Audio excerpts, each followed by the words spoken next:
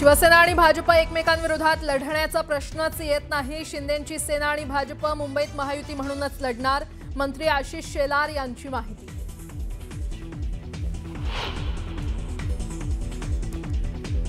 नाशिकमधील ठाकरेंच्या शिवसेनेचे उपनेते अद्वै हिरेंचा उद्धव ठाकरेंना जय महाराष्ट्र। अद्वै हिरे आज मुंबईतील भाजप प्रदेश कार्यालयामध्ये करणार जाहीर प्रवेश।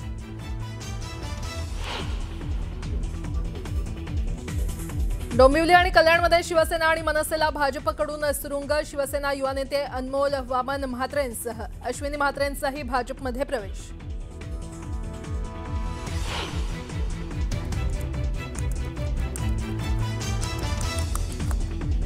पुण्यातील जमीन गैरव्यवहारासंदर्भात अंजली दमानिया आज पुण्यात जमिनीचे मूळ मालक आणि प्रशासकीय अधिकाऱ्यांची घेणार भेट। अमेडिया कंपनीविरोधात आंदोलन पुकारण्याचीही शक्यता।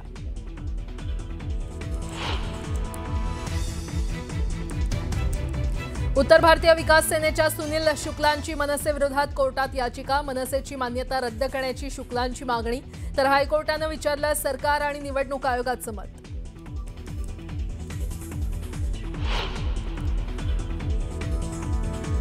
मुंबई आणि परिसरात कालपासून सीएनजीचा मोठा तुटवडा। गेल कंपनीच्या गॅस पाईपलाईनमध्ये बिघाड झाल्यानं पेट्रोल पंपावर लांबच लांब रांगा।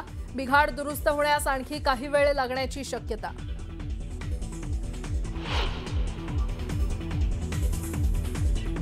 नाशिकच्या भोसला मिलिटरी शाळेच्या परिसरात बिबट्या नाही तर रानमांजराचा वावर।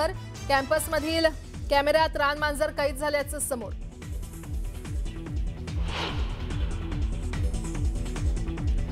रायगड किल्ल्यावर कचरा टाकणाऱ्यांबाबत प्रवीण तरडेंचा संताप। शिवरायांच्या भूमीवर कचरा टाकणाऱ्या पर्यटकांना तरडेंनी सोशल मीडियावर पोस्ट करत सुनावलं।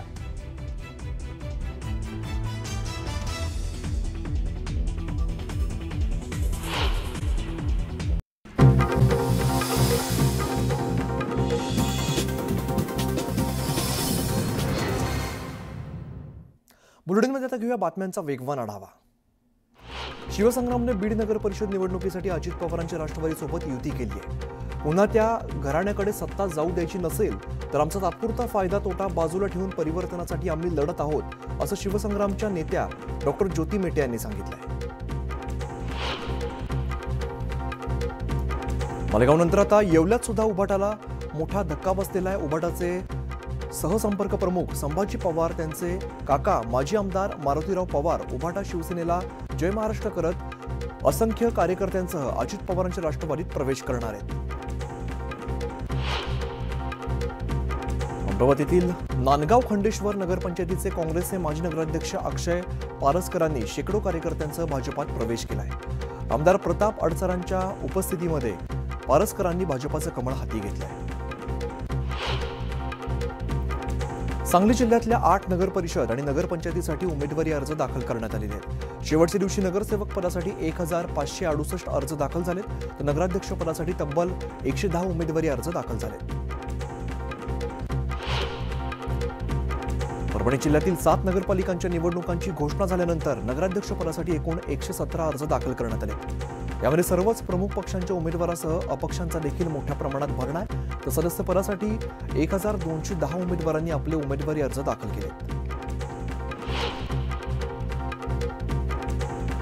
लातूर जिल्ह्यातील औसा नगरपालिका निवडणुकीमध्ये महायुतीत बिघाडी झालेली आहे। महायुतीतील भाजप आणि शिवसेना शिंदे गट हे एकत्र आले असून राष्ट्रवादी काँग्रेस अजित पवार गटाने आपली वेगळी चूल मांडली आहे। धाराशिव भूम आणि परांडा या नगरपालिकेत आमदार तानाजी सावंत यांच्या पॅनल विरोधात भाजप शिंदेची शिवसेना, उद्धव ठाकरेंची शिवसेना आणि राष्ट्रवादीचे दोन्ही गट एकवटले। जनता मात्र आमच्या शिवसेनेसोबत असून याचं रिफ्लेक्शन तुम्हाला निकालात पाहायला मिळेल, असं तानाजी सावंत म्हणाले।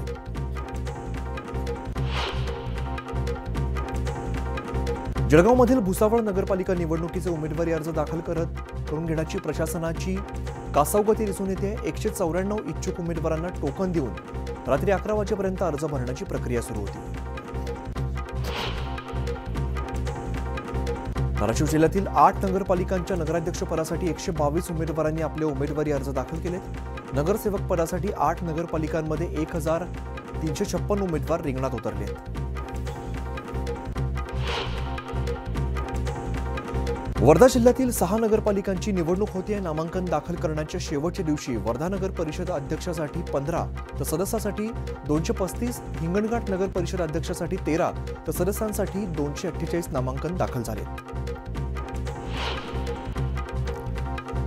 मुक्ताईनगर नगरपंचायतीच्या निवडणुकीसाठी एकनाथ खडसेंनी भाजपाला छुपा पाठिंबा दिल्याचा आरोप काँग्रेसच्या जगदीश पाटलांनी केलाय.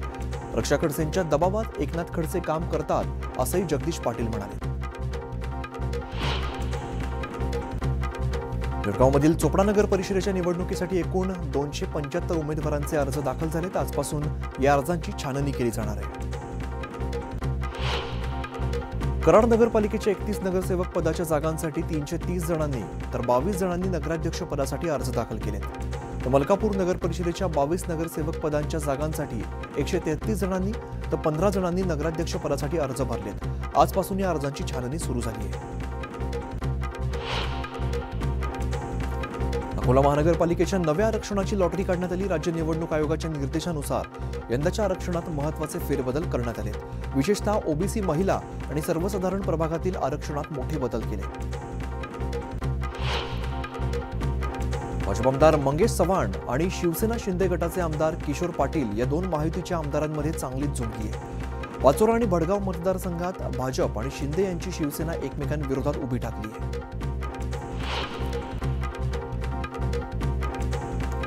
बुलढाण्यात महायुतीमध्ये वितुष्ट पाहायला मिळते. निवडणुकीत महायुती कायम राहावी यासाठी शेवटच्या क्षणापर्यंत प्रयत्न केला. केवळ नाक घासायचं बाकी राहिलं, परंतु युती होऊ शकली नाही असं शिवसेनेचे आमदार संजय गायकवाड यांनी म्हटलंय. तर त्यांचे खायचे आणि दाखवायचे दात वेगळे आहेत. कुठलाही प्रस्ताव आमच्याकडे पाठवलेला नाही. त्यांनाच युती होऊ द्यायची नव्हती असं प्रत्युत्तर भाजपाचे जिल्हाध्यक्ष विजयराज शिंदे यांनी सांगितलंय. कराडमध्ये भाजपाकडून नगराध्यक्ष पदासाठी विनायक पावसकर यांचं नाव फायनल झालंय. मवियामध्ये फूट पडली असून काँग्रेसकडून झाकीर पठाण यांचं नाव नगराध्यक्ष पदाचे उमेदवार म्हणून जाहीर करण्यात आलंय. येवला नगर परिषदेत अजित पवारांची राष्ट्रवादी आणि भाजप यांची युती होऊन नगराध्यक्ष पद राष्ट्रवादीच्या वाट्याला गेलाय. भुजबळ समर्थक राजेंद्र लोणारी यांनी नगराध्यक्ष पदासाठी उमेदवारी अर्ज दाखल केलाय.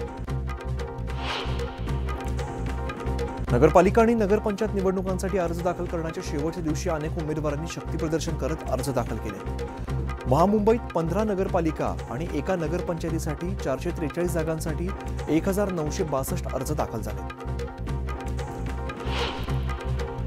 वर्ध्यातील आर्वी नगरपालिकेच्या निवडणुकीपूर्वीच काँग्रेसमधील अंतर्गत वाद चव्हाट्यावरती आलाय. काँग्रेस पदाधिकारी शैलेश अग्रवाल आणि बाळा जगताप गट आमनेसामने आल्यामुळे नगराध्यक्षाच्या उमेदवाराला फटका बसण्याची शक्यता आहे.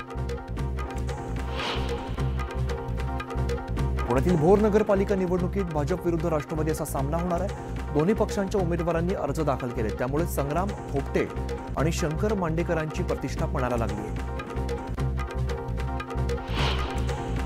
नांदगाव नगर परिषद निवडणुकीत शिवसेना आणि भाजप आले असून राष्ट्रवादी काँग्रेस स्वबळावरती निवडणूक लढवण्याचा निर्णय घेतलाय. तर महाविकास आघाडीकडून ठाकरेंच्या शिवसेनेचे संतोष गुप्ता हे नगराध्यक्ष पदाचे उमेदवार आहेत. पंढरपूर नगर परिषदेच्या निवडणुकीमध्ये प्रभाग क्रमांक 5 मधून भाजपाकडून कुसुम जगन्नाथ परचंडे यांचा एकमेव उमेदवारी अर्ज दाखल झालाय. पंढरपुरात भाजप उमेदवार बिनविरोध होत असल्यामुळे निवडणूक प्रक्रियेपूर्वीच भाजपाने विजयी सलामी दिल्याचं चित्र आहे. जुन्नर नगर परिषदेत महायुतीत बिघाडी झाली असून भाजप अजित पवारांची राष्ट्रवादी आणि शिंदेची शिवसेना तीनही पक्ष वेगवेगळे लढणार आहेत. महाविकास आघाडी या ठिकाणी एकत्रित निवडणुकीला सामोरं जाणार असं वाटत असताना आता महाविकास आघाडीमधून काँग्रेस बाहेर पडल्याची प्राथमिक माहिती आहे.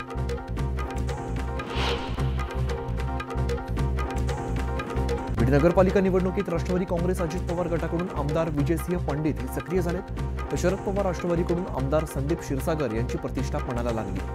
भाजपाच्या नेत्या मंत्री पंकजा मुंडे यांनी डॉक्टर योगेश क्षीरसागर यांच्या माध्यमातून फिल्डिंग लावली आहे. यामध्ये शहरातील मुस्लिम मतांचा वाढलेला टक्का यामुळे एमआयएमची भूमिका देखील निर्णायक ठरणार आहे.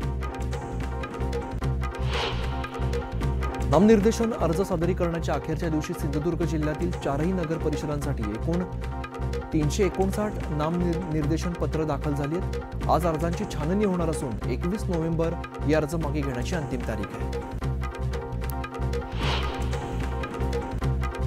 रायगड जिल्ह्यात नगरसेवक पदासाठी 900 तर नगराध्यक्ष पदासाठी 59 अर्ज दाखल करण्यात आले. सर्वाधिक उमेदवारी अर्ज खोपोली, पेण आणि कर्जतमधून दाखल झाले.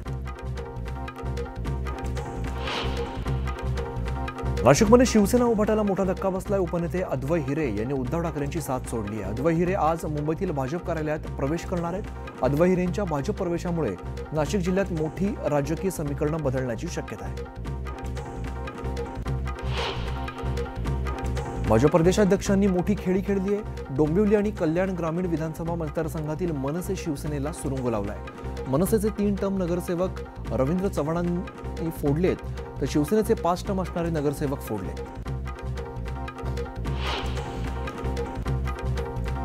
चंद्रपूरमध्ये एका रस्त्याच्या भूमिपूजन कार्यक्रमात भाजप आमदार किशोर जोरगेवार आणि काँग्रेस कार्यकर्त्यांची वादावादी झाली. शहरातील इंडस्ट्रियल इस्टेट वॉर्डात जुन्या रस्त्याचं पुन्हा एकदा भूमिपूजन केल्याचा आरोप काँग्रेस कार्यकर्त्यांनी केला आहे. महापालिका निवडणुकीच्या पार्श्वभूमीवर राजकीय समीकरणं झपाट्याने बदलताना दिसत आहेत. अनेक वर्ष उद्धव ठाकरे यांच्या पाठीशी उभे असणाऱ्या डबेवाल्यांनी त्यांची साथ सोडत महायुतीला पाठिंबा जाहीर केला आहे. बिहारमध्ये प्रचंड बहुमत मिळवलेल्या नितीश कुमार यांच्या नेतृत्वाखालील एनडीए सरकारचा शपथविधी 20 नोव्हेंबर रोजी पाटण्यातील भव्य गांधी मैदानात होणार आहे. नव्या मंत्रिमंडळात 6 आमदारांमागे 1 मंत्री असं सूत्र ठेवण्यात आलं आहे.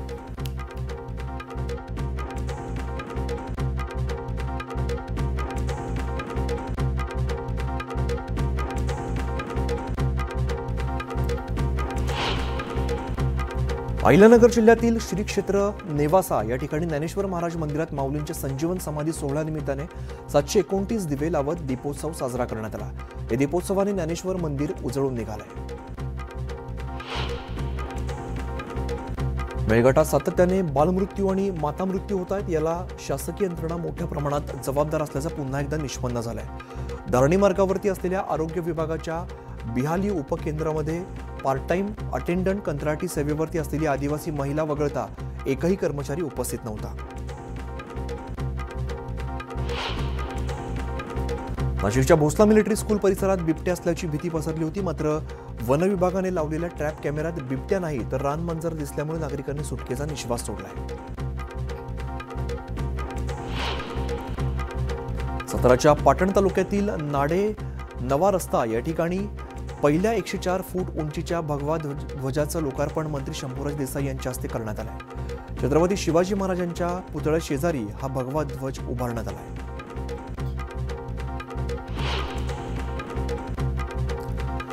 नाशिकमधील मनमाड, येवला आणि मालेगाव भागात तापमान कमी झाल्यामुळे थंडी वाढली आहे तर निफाडचा पारा 6.9 अंशांवरती गेल्यामुळे ठिकठिकाणी शेकोट्या पेटू लागल्या. वाहतूक नियमांचं उल्लंघन केल्यास वाहन जप्त होणार. 3 पेक्षा जास्त वेळा नियमांचं उल्लंघन केल्यानंतर वाहतूक परवानाही रद्द होणार आहे. नवले पुलावरील अपघात रोखण्यासाठी विभागीय आयुक्तांनी असे आदेश दिले. पुणे विमानतळावरती प्रवाशांनी संताप व्यक्त केलेला आहे. दिल्लीला जाणारं विमान नियोजित वेळेत न आल्यामुळे प्रवाशांचा गोंधळ उडालाय. विमानतळावरील कर्मचारी, पोलीस आणि प्रवाशांमध्ये वाद झाला. अहिल्यानगरमधील कुकडी साखर कारखान्याकडील थकीत रक्कम आणि योग्य ऊस दराच्या मागणीसाठी शिवसेनेतर्फे जिल्हाधिकारी कार्यालयासमोर मुक्काम आंदोलन करण्यात आले. कुकडी साखर कारखान्याने शेतकऱ्यांचे 711 रुपये प्रति टन थकीत पैसे तात्काळ बँक खात्यात जमा करावेत अशी मागणी करण्यात आली. देहू शहरातील स्वच्छता व्यवस्थेची दयनीय अवस्था झाली आहे. श्री शिवापी विद्यालयाच्या परिसरामध्ये कचरा आणि घाणीचं साम्राज्य पसरलेलं असून विद्यार्थ्यांमध्ये तसंच शिक्षकांच्या आरोग्यास गंभीर धोका निर्माण झाला आहे.